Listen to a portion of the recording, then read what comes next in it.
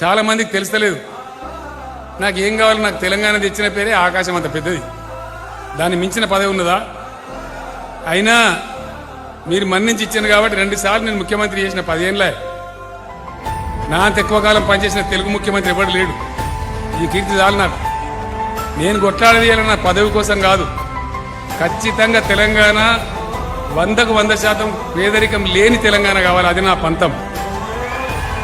కేరళ రాష్ట్రం మాదిరిగా 100% అక్షరాస్యత ఉన్నటువంటి రాష్ట్రం కావాలి. రైతాంగం గుండె మీద చేసుకుని హాయిగా నిద్రపోయి బ్రహ్మాండమైన పంటలు పండే తెలంగాణ కావాలి. తెలంగాణలో ప్రతి ఇంచుకు నీళ్లు రావాలి. దానికోసం దండలాడుతున్నాం తప్పితే ఈ పదవి కోసం కాదు. నాకు ఇప్పుడు 70 సంవత్సరాల వయసు వచ్చింది. ఇంకేం కావాలి జీవితంలో? అందువల్ల దయచేసి మిమ్మల్ని కోరేది, పార్టీల వైఖరి, నాయకుల ఆలోచన సరళి అన్నీ ఆలోచించే మీరు ఓట్లేయాలి తప్ప ఆగమై ఓట్లేద్దని మనం చేస్తా ఉన్నాం.